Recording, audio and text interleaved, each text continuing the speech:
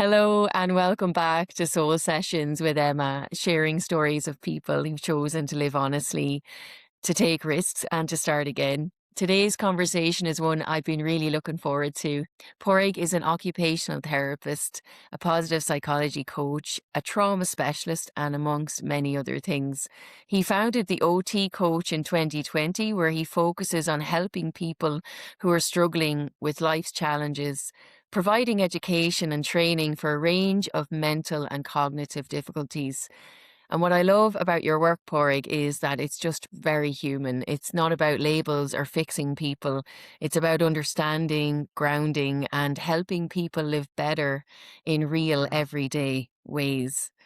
Today, I'm really interested in getting to know you, Pádraig, and we'll talk about your story, what shaped you, the work that you do now, and hopefully we'll gather some gentle ideas that might help us in our everyday life. Pádraig, you're very welcome to Soul Sessions with Emma. Thank you so much for having me, Emma. Absolutely delighted to be here. Absolute pleasure. Pádraig, you seem like a very busy man. You seem to be constantly on the go doing workshops, Mm, online offerings. I mean, honestly, it's amazing. First of all, mm. would you mind telling us what a typical day in the life of Pádraig looks like? That will depend on what day of the week. But it's busy at this time of the year for sure. So at the moment, I love my clinical practice. I spend about 2 days a week, Mondays and Tuesdays, where I'm in clinic all day seeing clients. Wednesdays, Thursdays, and Fridays can be a combination of spending time with family as well as doing community sessions, which means for some young people and adults, working in a clinic setting doesn't meet their needs. So we actually do activities. We might go play basketball. We might go have hot chocolate, go for a walk with the dog, get in the water. We do a lot of sea swimming as well, saunas, all what we would call meaningful occupations. So Mm, I might have 3, 4 outfits on in a single day. I'm like, oh, better be professional, put on a shirt. Where's my swimming togs? Better put on this.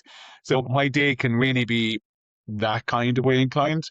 I suppose there's a lot more training that people are requesting, which I really love. And that's an area that I'm really excited about because I have a limited amount of hours in the week that I can see clients. And if I mm, can translate that information into people that are caring for those clients that I'm working for, and I have an hour with 30 parents, 40 parents, 60 parents, or adults, care staff teams. That is fab because they get to hear some tips, tricks, whether it's working with autism, ADHD, trauma, people who are just struggling with depressive symptoms or anxiety, and it can have a huge positive impact.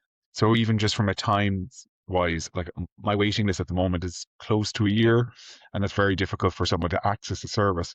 Somebody's calling, and I have many cases where they're really in distress, and that's your response. So I'm just trying to see how we can get as much of this information to land into people's ears and minds that's free as possible. So that's the goal. Wow, just sounds like you have a very meaningful life for sure. And we are going to touch on that because I know that's one of your Brilliant. mottos anyway. Just looking at all Absolutely. your information that you provide, it's Yeah. all about providing a meaningful life. And that Yeah. obviously has a different interpretation for everyone. And I will definitely come back to that because your work is the reason, I wanted to chat to you because you are doing really important work and you're helping a lot of Thank you. families, a lot of young people. But like I said, my podcast is focusing quite a lot on you as an individual. So we'll dive into that first. And I had Mhm. one question just to start, and I hope you're not going to find too much difficulty in this one because you did say you're wearing a few different outfits every day. So maybe this might be something you've thought about before. If your life had a theme song, what would it be and Ooh. why? Now, I'm going to give you a chance to think about it because I know that I'm putting you on the spot.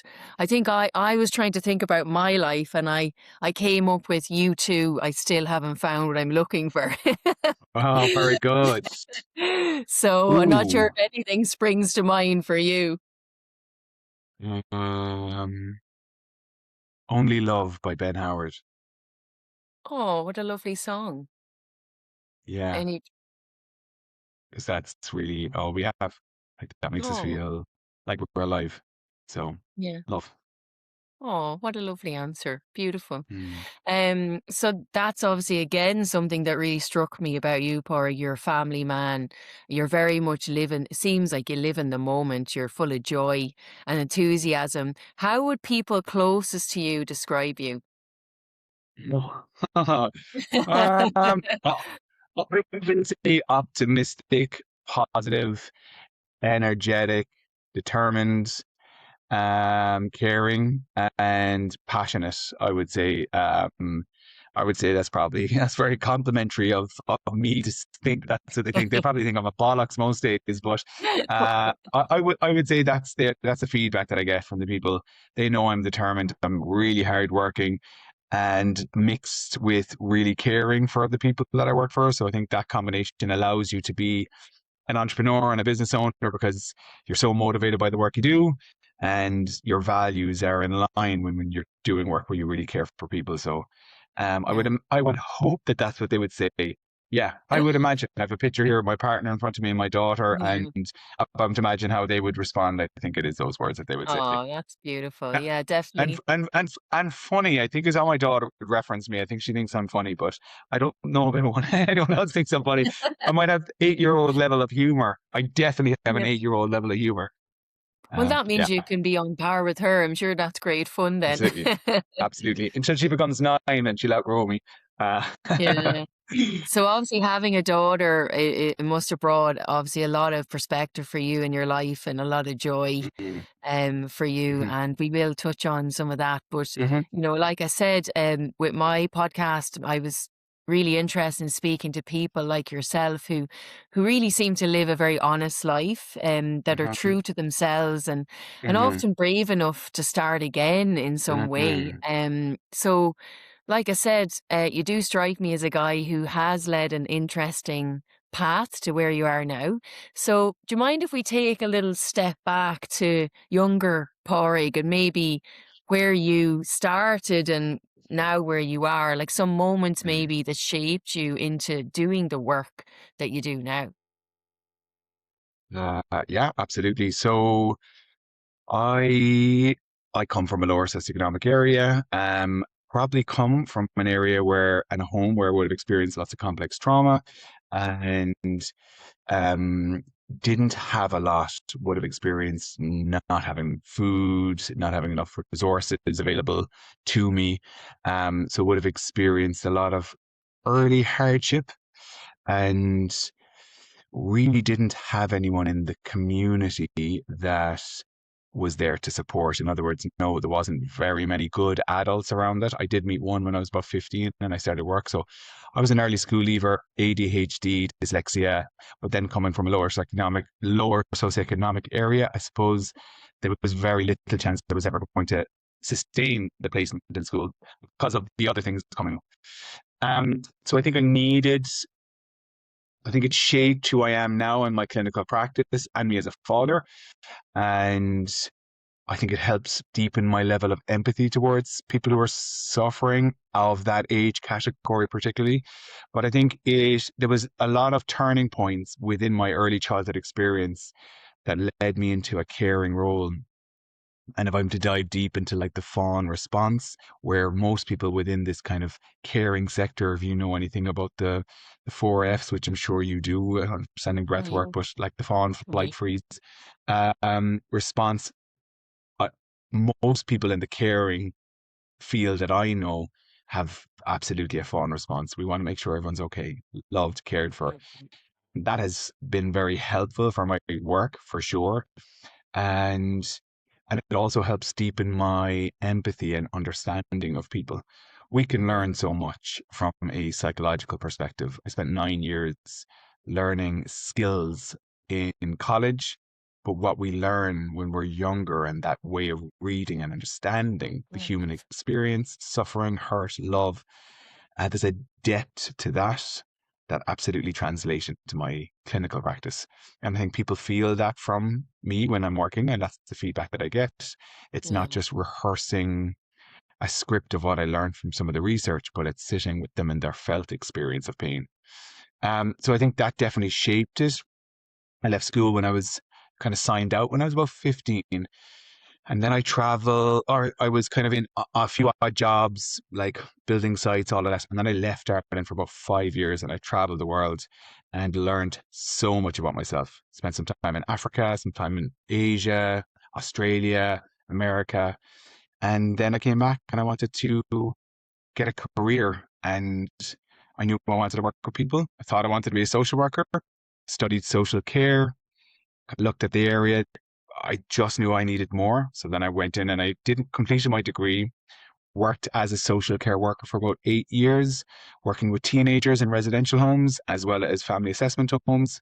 And then I did occupational therapy because I loved social care, but it was very just relationships. And I was like, how do we get goal orientated? What's the science of human behavior? What's the science of function?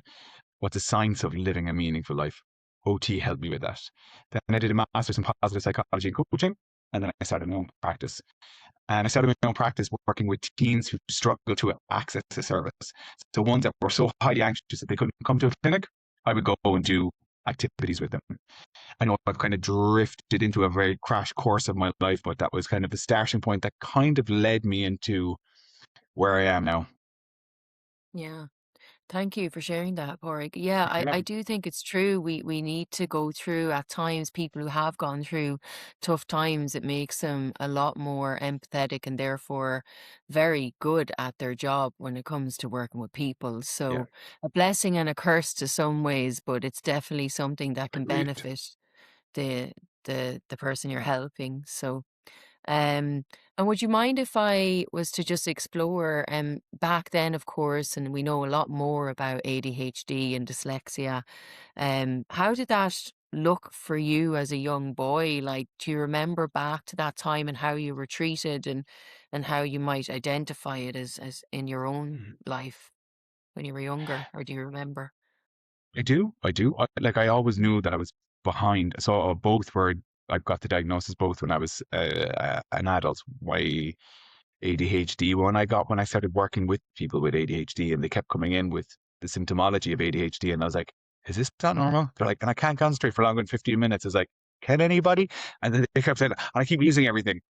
Don't we all?" Or I keep leaving my bottle open in my bag. I was like, very Mm, much description. I was like, I think I need to go. I did already know that I had that. I was a very yeah, hyperactive person, needed movement always. My first few jobs, it had to involve movement. Working in building sites was good for regulating because I was getting a lot of that movement.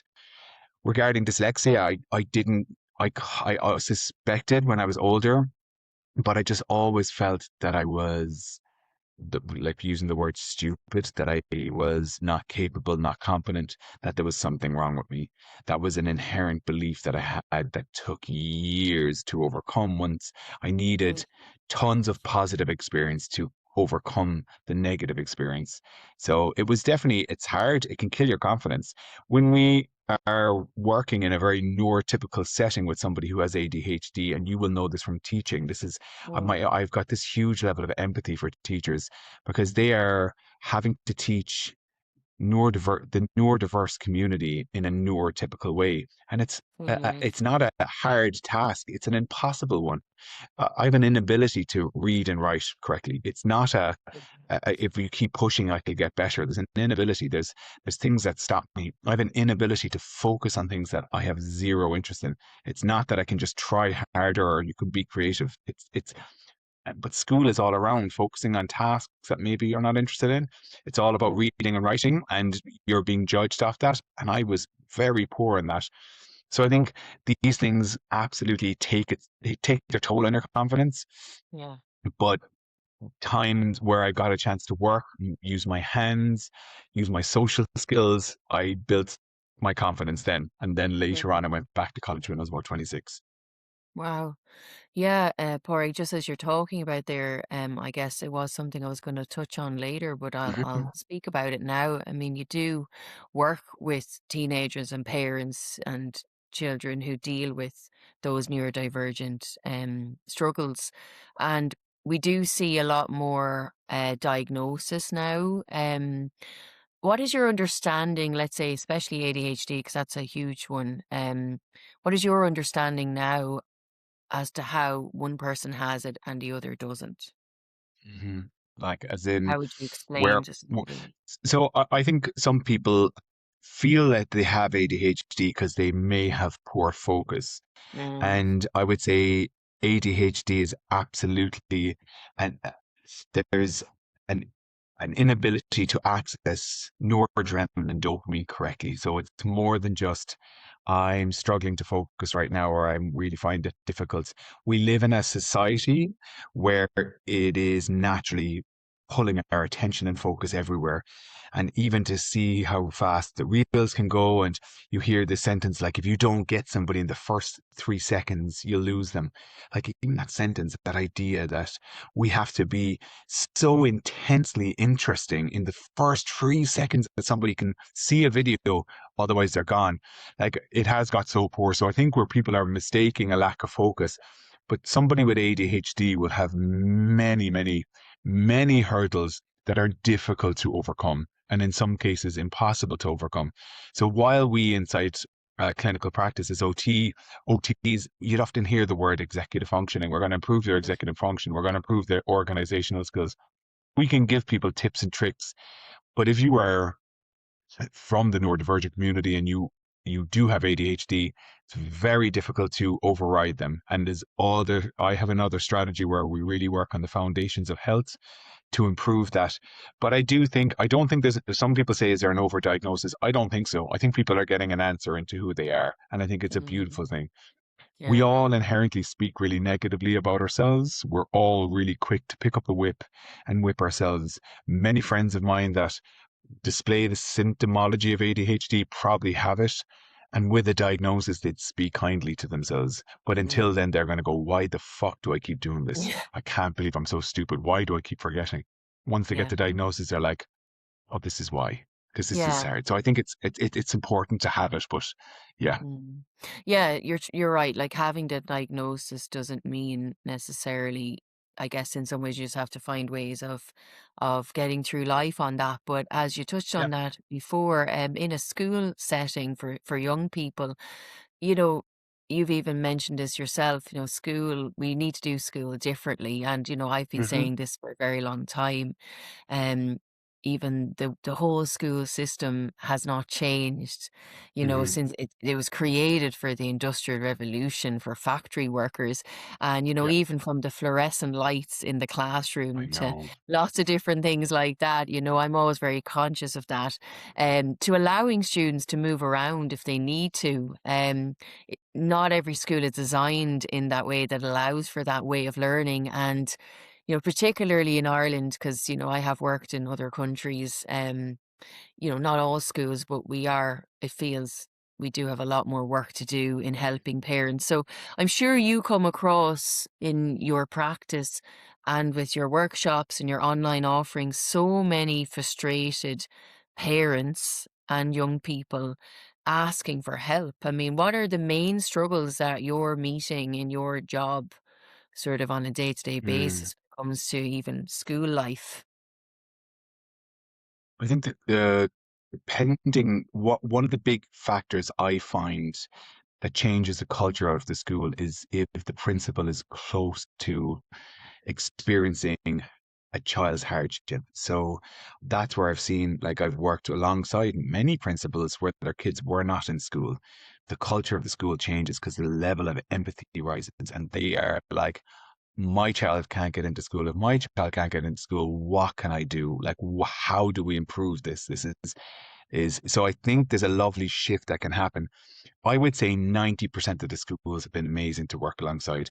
10%, maybe they don't have the resources, the ability, the training, or the support from up top to allow the changes to happen. Movement should be part of everyone's day. Neurodivergent not, or not, we need to move our body. We feel good. Mm, We release mm, endorphins. So to stop someone from moving is silly. We learn better by moving our body. So this should be incorporated for everyone always. Like, end of. yeah.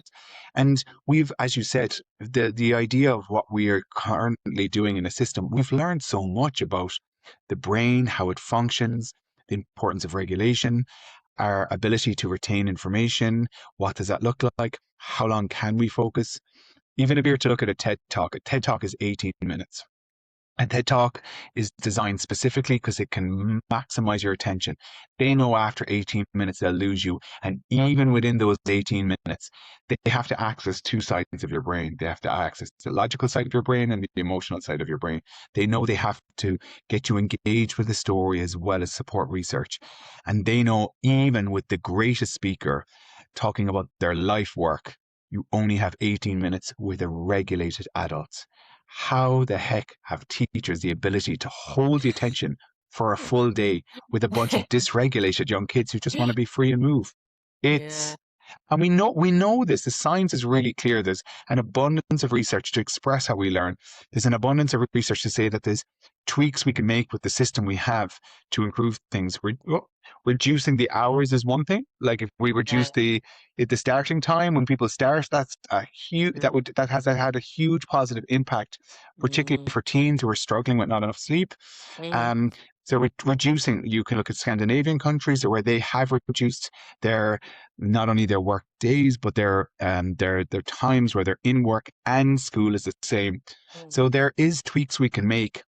For me, on a personal and a professional basis, I think homework should be banned. I think it's extra work for teachers. It's Okay. extra work for the kids who are in school. I think if a child can commit that much, I hate the idea that we're teaching them that work needs to come home with you. We should be Yeah. teaching them about balance in life and Mm, expression of self and returning to childhood. And I think we miss a lot of these components as well. So yeah, yeah. there's tons.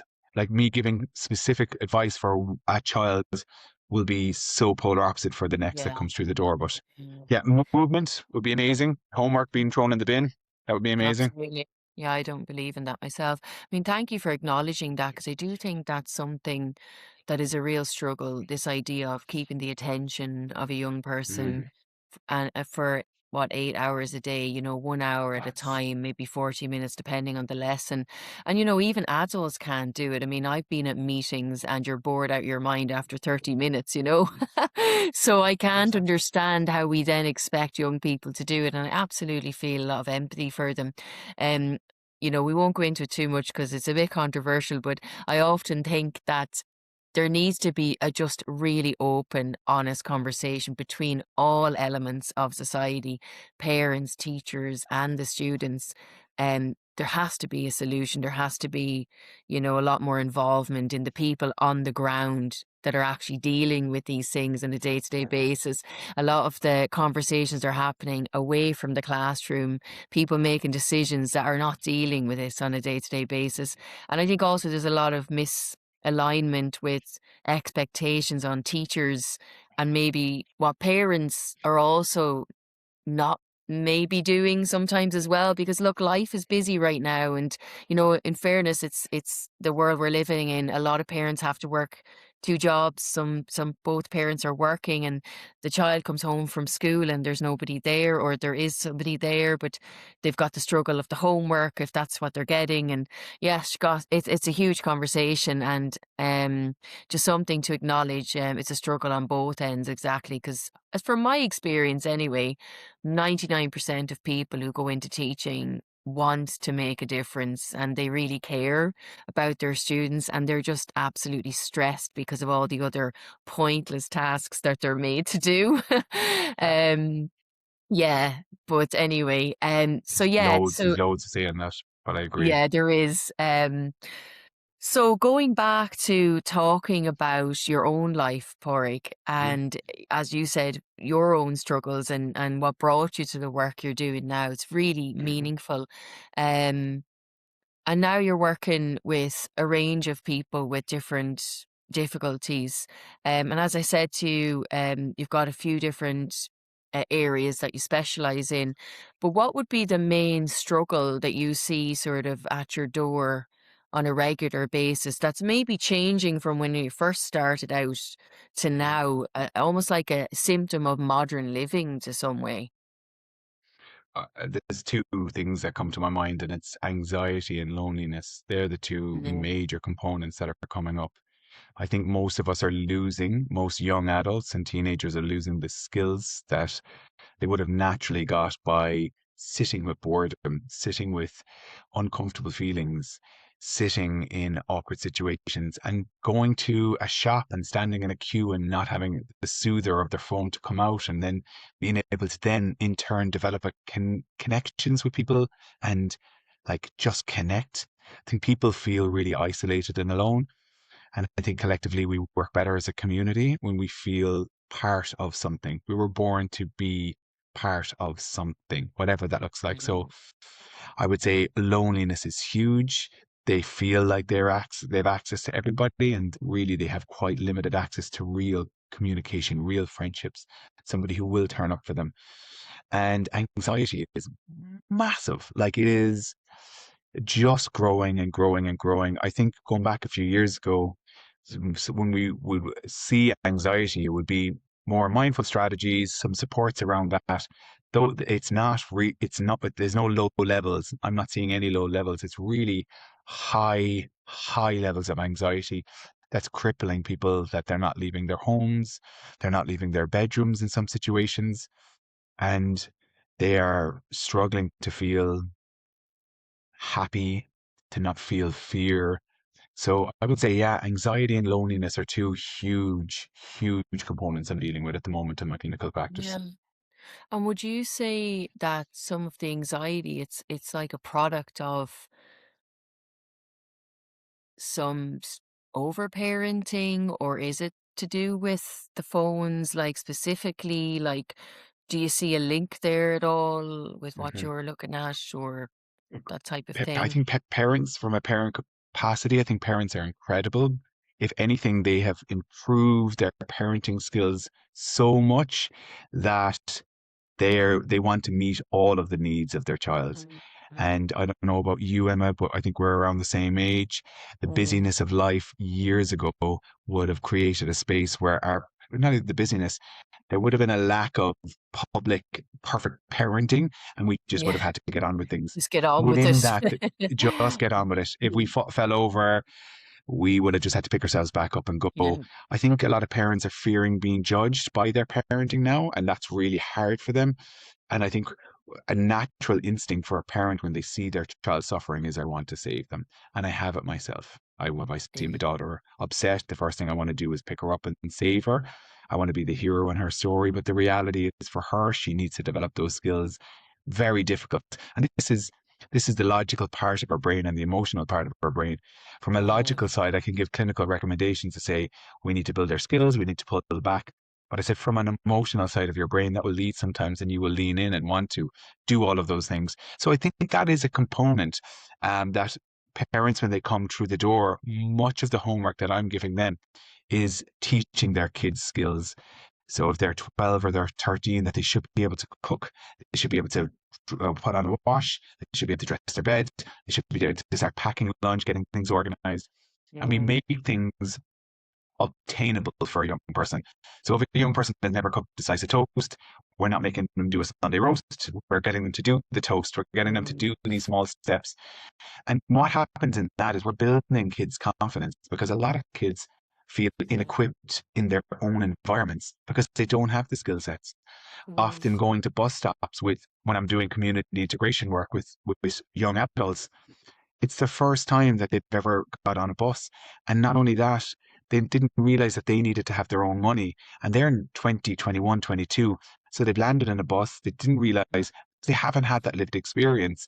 So I think we need more lived experience. We need to support our teens to just feel safe enough that they can do that. I don't mean dropping them into the deep end, but just building those skills. And that happens at home. And then on the flip side, teens and kids don't have much downtime to sit with this uncomfortable mm, feelings. So they have so many distractions, so much IT, mobile phones, computer games. So we learned to sit with discomfort. We had opportunities to sit with boredom. I remember Des Bishop saying it, and it's always stuck with me. Like he said, mindfulness didn't exist when I was growing up, but we looked at the condensation coming down on the bus. Like we I didn't. saw that, That was our yeah. mindfulness. Yeah, and It's very I was like, good. that is so relevant, or we had to rewind back our Yeah. VCR tapes. We had moments of they don't have.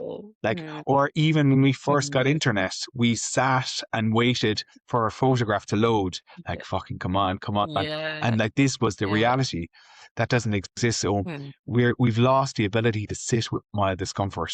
And because there's an mm, avoidant of any uncomfortable feelings, we're lacking that skill set. So something that might be a little bit uncomfortable is massively uncomfortable now for a young person because they haven't had that little window of dealing with that. Now, and I'm speaking about neurotypical, when it comes to a mm, neurodivergent young person and they are really struggling with anxiety, there's many layers that they need support. And often there is more adaptations to environments. There's more adaptations to what we're doing, like the occupations or the tasks.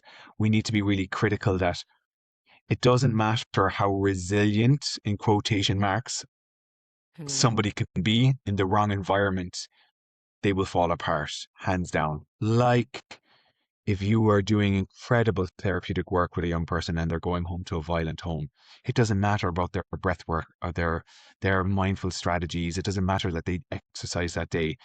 They are in yeah. an environment that doesn't serve them, doesn't keep them safe. So we always need to be acutely aware that all the responsibility isn't put on the parent, all the responsibility isn't put on the child, that we're checking out how is their environment meeting their needs. Mm. Yeah, it's absolutely true with the environment so different and in such a quick Mm. space of time, isn't it? I often think as Yeah. well, creativity, it's much more difficult. And of course, now with AI, it's a huge challenge where just allowing people to have that quiet time and boredom to think we need it to be creative. And yeah, Agree.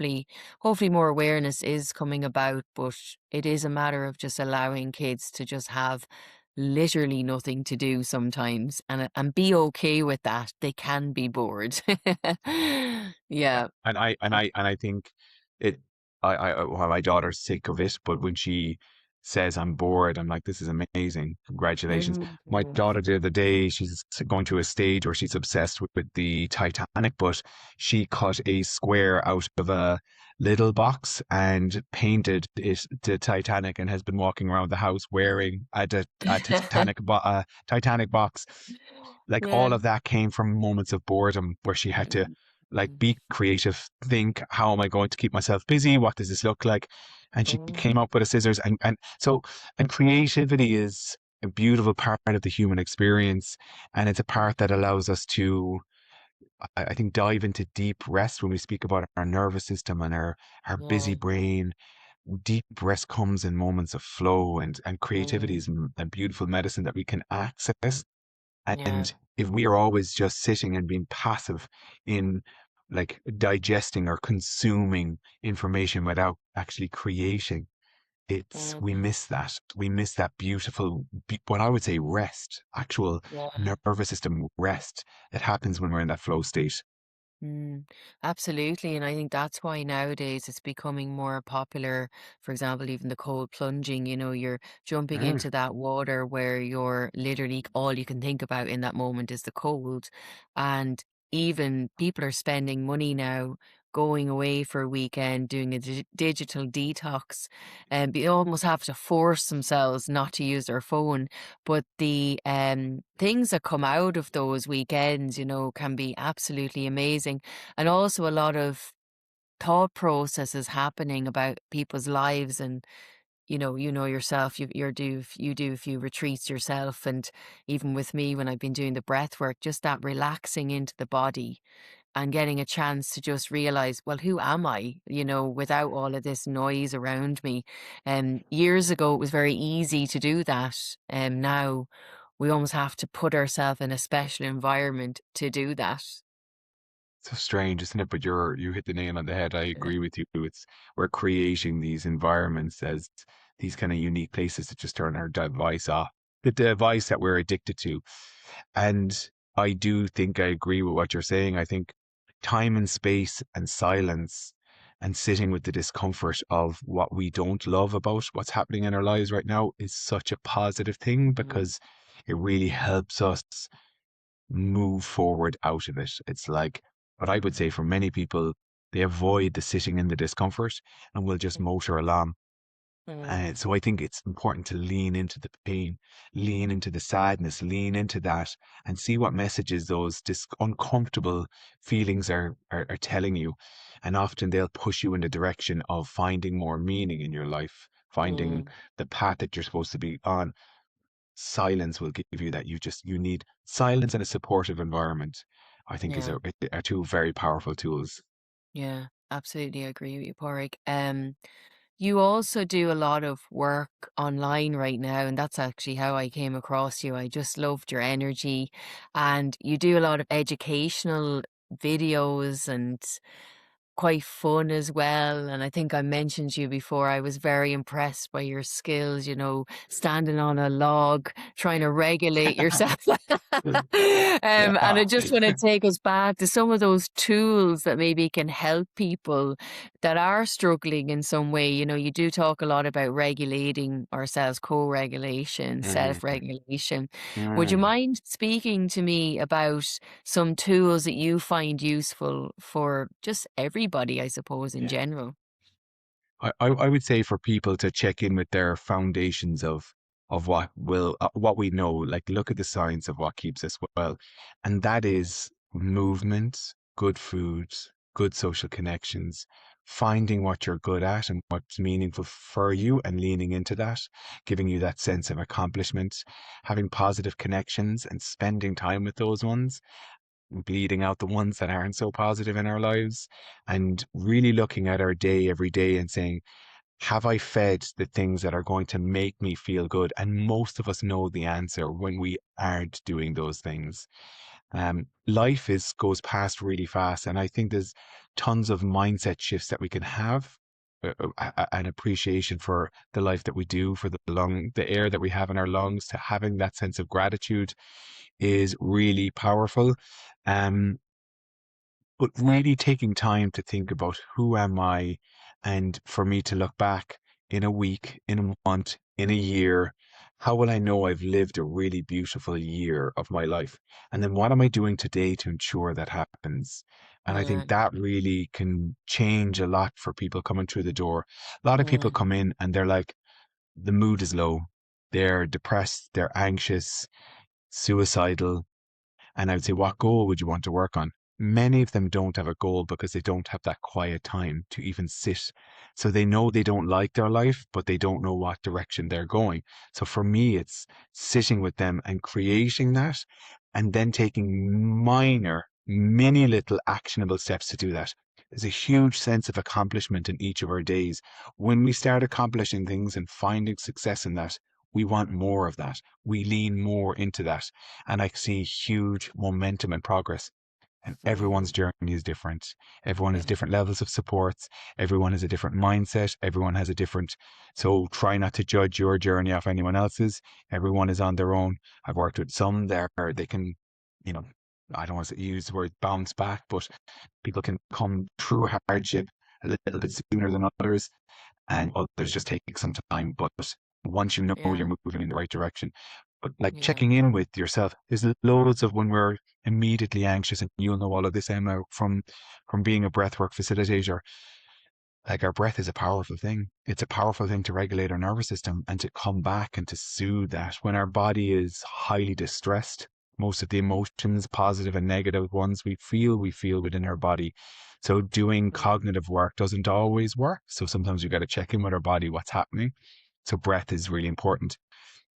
Cold exposure can be fab for some. I would err at the side of caution for some ladies. It doesn't have to be as cold as it does for the guys. And just to know mm, that saunas as well can be fab, and they create something that's bringing wellness into your life and an opportunity to connect, and an avoidance of alcohol as well. Sometimes we lean mm, into alcohol for maybe the social connection or the release of, oh, I just needed that release, but often we end up drinking a poison that makes us feel worse for 2 or 3 days afterwards. So it's just checking in, being really sure when we are living our day, is this going to make me feel better? And we inherently know, oh, I don't think this is. And what small changes do we make to mm. improve? Mhm. Absolutely, and perhaps even removing yourself from environments that are just really not serving you.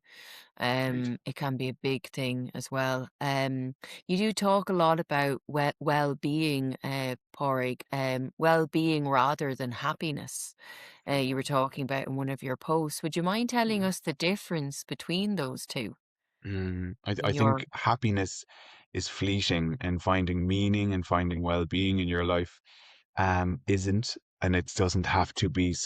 I think some people feel that when they're not happy, that they're not successful or they're not going in the right direction. And happiness is an emotion that will come in a wave. We will feel it and it will disappear. I'm all for enhancing joy and enhancing happiness, and I'm absolutely up for this.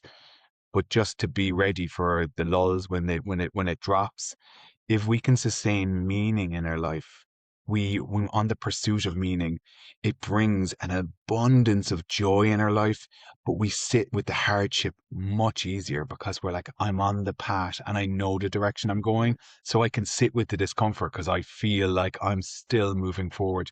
So it's Yeah. always checking in with meaning. Meaning and happiness can be like, and Viktor Frankl, I don't know if you know some of his work, like, Well, I did have a quote here. I did by have a the way, quote here. I was going to say it to you in a bit, but anyway, go ahead.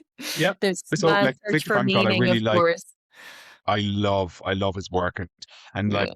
with the what he learned, and this might be the quote, when a man, when we have a why to live for, we can bear almost any how, and I really Yeah. like that idea.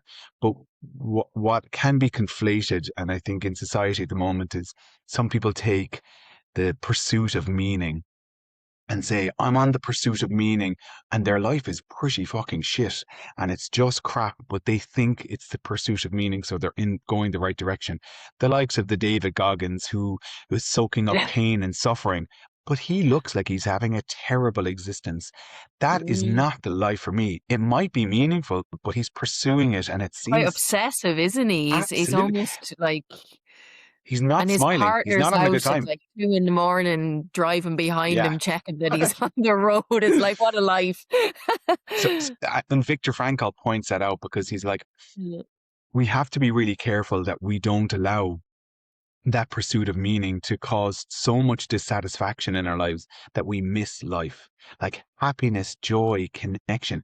That's what we're here for. And when he looked at the work of people in the most terrible position in their life in concentration camps, the people that were thriving were, they all had hope, they all had a sense of meaning or a sense of purpose, but they all had an idea that there was love, connection, family member close, and that they could survive for them. We're here Yeah. for people. We're here for love. We're here for meaningful moments. That's what we're here for. They can be full of joy as well. So why not enjoy the journey while we're on the pursuit of happiness and finding that meaning? Smile Yeah. and laugh and giggle along the way. Like it's a small run. I've had 40 years, 41 years of it pass by really fast. And I'm in for the next 40 odd with as much joy as I can possibly grab. Yeah. I love that. Have you ever done the Camino, Pádraig? No, I've spent a lot of time traveling and never been to South America, Yeah, but I but you do. know the Camino in But it's Spain, been Santiago Spain. de Sorry. Compostela. I've never been No, to the you're Camino in fine. Spain either. It's okay. There's Yeah, a few, in fairness, around the yeah, world, so there's a yeah. few. The But I've main never done one the is, Camino in Spain. Yeah, yeah, it's the reason I'm bringing it up is, as you were saying there, and one of my favorite writers is Paulo Coelho, and he talks about, it's not the journey, it's not the destination, it's the it's journey. a And journey. as you're Yeah. walking the Camino, you see this written everywhere, along the way, Wow. and it's just a reminder that we're all in the pursuit of the goal. We're living our lives. When I have this, I'll be happy. We all Yeah. do it. Let's be honest. Yeah. Most people do live their life a bit like that, Mhm. but it's that taking a step back and realizing, well, actually, this is your life right now, and you just This is have to it. enjoy it. Yeah, It's and the research shows that people who reach the goals, their happiness ends up decreasing. They often end up mm, becoming lower moods because they thought happiness would come when, and then they achieved it. mm, Even looking yeah, at happiness around going on a holiday, for most people, they get more happiness and more joy knowing the holiday is booked than they ever get on the holiday. So I Oh, think like it's all in the here and the now. We can set goals, and I'm all for it. Find goals, move towards it, but don't forget to enjoy. Like it doesn't have to be miserable. It doesn't have to be David Goggins style. Yeah, he's hardcore, isn't he? And He is. actually, I saw something recently where they were talking about even the idea of a pension. You know, when you think about it, there's quite a lot of people, I've seen it myself in teaching, oh, when I'm retired, I'll do this. And it's like, but you're Yeah. alive right now and you're Mm, healthy, you know, and people waiting until they're a certain age to enjoy their life. And there's been more research now saying that actually it's not necessarily a good thing to retire. I'm not saying obviously if you can afford to and you want to, but a lot of men in particular actually find themselves getting quite low because they don't have a purpose on their day-to-day yeah. life, which your work can bring. So yeah, absolutely. I agree with I you would there. agree. And on that point, like I don't think I ever want to retire. Like I don't think I ever want to stop doing like that. You've That too much is, energy, Pádraig. yeah, yeah. I mean, devastated. I couldn't imagine slowing down and Yeah. stopping. And if I have an opportunity to give and to do something that I love, I'd. Yeah. And I agree with you. A lot of people are saying that I meet so many 18-year-olds and I ask them when they come in and they're talking about, a lot would try to meet up about like going to college and what they're going to do. Mm. And they all want to work for the HSE for a pension. And I'm like, you're 18 years of age and your plan is, you're thinking about your retirement. You haven't started your career and you're planning the end of it. Like, this is it. Like, pick what's Oh, exciting, pick what's going to bring you passion. Be free. Like, this is the run. Don't, but like, but it just shows the amount of knowledge that they're getting from other people saying, it's a pensionable job. You need to take that because it's a pensionable yeah. job, and like that you have struck gold because, and that's not the case. Like freedom, like we live in a different society, and I think we get a chance to do whatever we want, and so I think we Yeah. should maximize that. Absolutely. I mean, I'm hoping that conversation is starting to change more because the future is going to be a very different future for a lot of young people. I mean, AI is going to have a huge impact on a lot of careers that some students Agreed. typically would choose. And, you know, again, the workforce is not going to be the same workforce that even now that it, you know, is for us. It's changing. From my parents when they were younger, I mean, they bought a house when they were in their early 20s, both from a middle class background. You know, I'm a professional and God knows whenever I'll be able to afford anything. And it's just a very different world. So I'm hoping there will be a slight element of freedom that they can see and go out and see the world and travel and all of that. I do think it's an Yeah. amazing thing. And as you were talking about there, Pádraig, about purpose and values and meaning. You had an amazing post there recently where you were talking about, you know, how to find out about your core values. And you had a few questions to ask people about that. Do you mind? I'm just going to share a few of them that you asked, Please. and I might ask you a few if that's okay. Yeah. Perfect. Yeah, go ahead. So you said, when do I lose track of time? What would I do if I couldn't fail? What legacy do I want to leave? What societal issue moves me? What are my core values? Who do I admire and why? When have I felt most alive or passionate? And what brings me deep joy or tears of happiness? So these were amazing prompts to get people thinking Super. about, Yeah. you know, what is meaningful for them in their life. Mhm. Can I ask you, um, what do you think are the societal issues? I mean, you've mentioned a few already that move you most, that you're most passionate about. I think trauma would be my special interest, working with young people who've experienced trauma and who may end up becoming adults who use substances to soothe their pain and may live a life where they don't believe that there's hope and anything worth living for. And they spend maybe 30, 40 years just trying to soothe that before they aren't here anymore. I come from a lower socioeconomic area, as I was saying, but I come from Shannon in County Clare, and it's a very small town, but I've buried many of my friends. They just didn't make it to 40. Some fathers, some two or three kids. But the reality is for them, they've obviously, there was a lack of resources in the community. They had fallen down paths that maybe didn't serve them, but many of them were soothing pain that they might have experienced.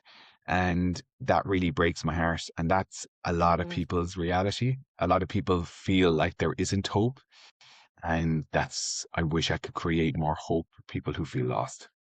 Yeah, well, it definitely seems like you're providing space for that, Padraig. And I know there is a lot more initiatives as well now for young men, hopefully, with groups where people can join and finally share their feelings, because I do see that as a huge difference as well in Irish culture. We're not used to opening up and sharing, and there is that Mhm. very much mentality of just put it underneath the carpet there now and pretend it Yeah. doesn't exist. Whereas that's never going to work. I often love the phrase hide or heal, you know. I like You're that. you're eventually going to have to face it. It may not be in your 20s, it might be in your 60s or your 70s, but the sooner you face whatever you need to face, the quicker you can get on with the rest of Mm. your life. I don't know if that's an approach you believe in, but I definitely love the idea of helping people in that way. It's scary though, isn't it? Yeah, it Facing is the, very. the the biggest, most vulnerable parts of ourselves. And then I Mm, think it's important then to say, is somebody ready for that? And everything is around readiness for change. And I think we're mm, so avoidant of pain and suffering. It makes sense why we don't want to sit in it. Like mm, from a human's to yeah, understand the brain and understand how the brain works, it makes sense that we don't want to sit in it because it's so hurtful. So then how do we create enough support around somebody with community that they can sit in the hurt and feel yeah, seen and heard? And trauma therapy is relationship therapy. It's a mm, disconnection from our ability to feel safe in our own bodies with ourselves. So we're disconnected from the relationship we have from ourselves, and then a yeah, lack of trust in relationship with others. The only way of overriding that is sitting in safety and love and experiencing being really seen for all of the yeah, beautiful and messy parts of us because we are imperfect. We are not yeah, perfect humans mm, and we are messy. We come with massive emotions, some beautiful, some hard to be with, but they are just part of the human experience. So I think healing comes, I love that when we can show up and mm, really face those parts. But yeah. it's fuck, that's a tough journey.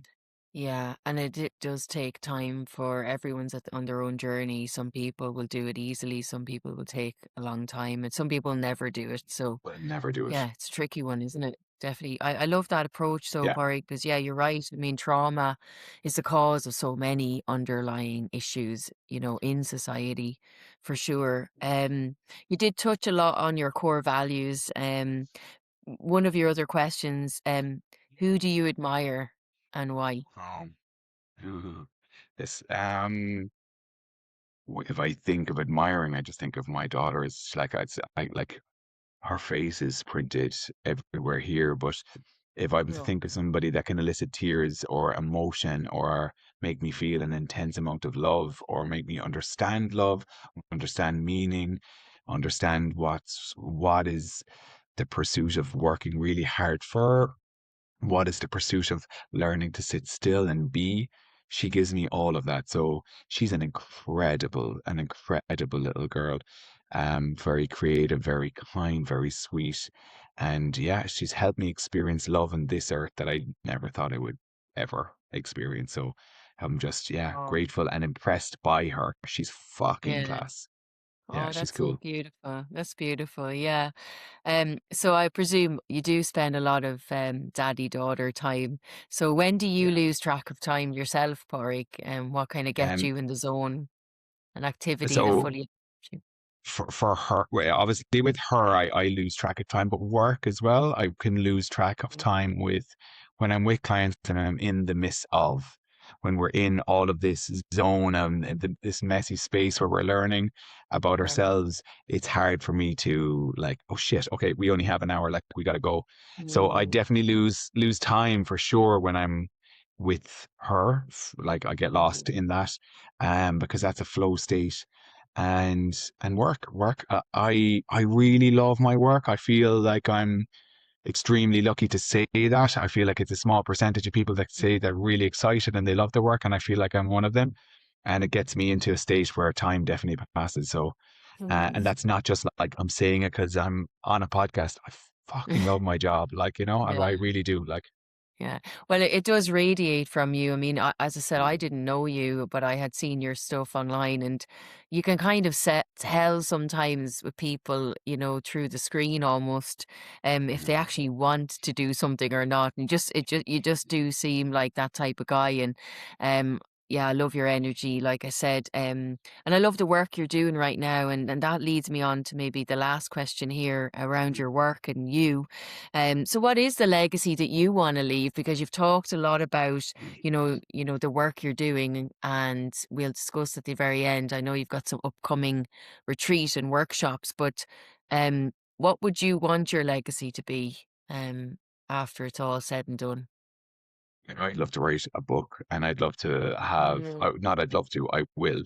I need to reframe that language. Yeah. My legacy is to leave, that I'd like to leave behind is obviously Kaya. She is the legacy. She will be the one that, but for me, from a work perspective, that I can make as much impact, positive impact in as many people's lives while I'm here. Like that is going to be huge. I feel really grateful to be alive. I feel really grateful to experience the life that I have, to have the opportunities. And I think it's a very, very, very small thank you to just give back. Like it's nothing because that also gives back into me. So I think it's Yeah. trying to create as much impact in people's lives, positive impact, while I have this short window of 80 odd years here. Yeah. Yeah. Amazing. So before we finish, as I said, Pádraig, you have some workshops and retreats coming up. They look really exciting, and lots of fantastic initiatives. Is there any particular ones you'd like to mention that you think would be beneficial to maybe some Yeah. of my listeners here? We have a great one, myself and Jennifer Coppage. She is a clinical psychologist that I work alongside. We have very similar values, but we have completely different clinical lens. I'm an occupational therapist and she's a clinical psychologist. So we're running a retreat, Thrive Forward, for those people who want a little bit of space, a little bit of silence, and then to be guided by a very small community. We've 12 people coming. So there's a few tickets left. So that's a fab one. That's on the 6th, 7th, and 8th in March. That would be a great one. I think that's the kind of main one. All of the other ones are accessible online. I support a lot of parents around school, support teachers around ADHD. Many of those are online, and you'll find me on Instagram, the OT coach, and then LinkedIn as well. But I think the Thrive Forward, for those who are seeking space and silence and then a direction of where they want to move forward with in their life. And it will be with good food in a beautiful location. There'll be saunas, there'll be cold plunges, there'll be breath work, and there'll be yoga. Like we've kind of designed a weekend that would be like, I'd love to go on that. So, and then Yeah. we're going to have collectively like a script where people can then start designing things that they want to achieve and looking at the areas of their life that's stopping them from achieving that. So I think Mm, it's going to be fab. I think it's going to be a great one. So yeah, that's coming up yeah. very soon. So looking forward to that. Yeah. Yeah, I saw the itinerary. I was interested in it myself. I saw you only Yeah, have 2 cabins left. I was like, just can two I left. afford this?" But it's definitely worth it. I mean, if you're gonna take a break, taking a break in that way, I think it's so Yeah, valuable, isn't it? It's so yeah, valuable. It's an investment. It's an investment. I agree. And that's when we speak about deep rest and like Mm, finding meaning in our lives. I think we need silence and space and we need movement. We need good food. We need community okay. to allow that to happen. Like you don't want to come back from a holiday feeling like you need another one because you drank too much, you ate the wrong food, you scroll too much. You just want to feel really like motivated, energized, and think, I'm ready for the next chapter of my life. And I'm excited about the next chapter. Yeah, yeah, definitely. We touched on so many things today, Pádraig, and there is always so much more to talk about with you. Some of the very important topics of, working with young people, anxiety and so on. but I'd love to chat to you again sometime, but it's just been an absolute pleasure. Is there anything in particular that you feel needs to be communicated before we finish this podcast that we haven't touched on? Do you think is a pressing piece of advice for people? Perhaps maybe we'll finish with if you could give anyone a piece of Mm, advice right now to sort of lead that, meaningful life, what is a piece of advice perhaps that you've heard that's helped mm. you? I come back to gratitude for me, and I do think we can get lost in the hardship of the lack of the typical things that we would have had, like the accessibility to get a house, what that family might look like for us, what all of these things are all things that often make us feel quite low and poor mood. And we tend to put more energy into the thoughts of what we don't have and miss what we do have in front of us. And I think that expectation effect is so important in enhancing our happiness. I do believe that we should be achieving for things that we want, but never to forget what we have in front of us, because that's a great shift in appreciating where we are in the here and the now and enjoying these moments. And I think for a lot of people, sometimes it's looking online, looking around, looking at what everyone has and missing what's actually in front of them. So if we can just keep our eyes open as wide as possible in every bit of moment of beauty that we can see, and just remember that like life is gorgeous. So I think that's something I'd like to maybe close up. Oh, that's beautiful. Thank you, Pádraig. I'm just so blown away by your honesty and, your warmth and the work that you do. I mean, you truly are making a difference in this world, which it's been just so lovely to hear your story. So thank you so much. Thank you, Emma. Thanks for holding this space and having me on. I'm very grateful. Thank you. Thank you.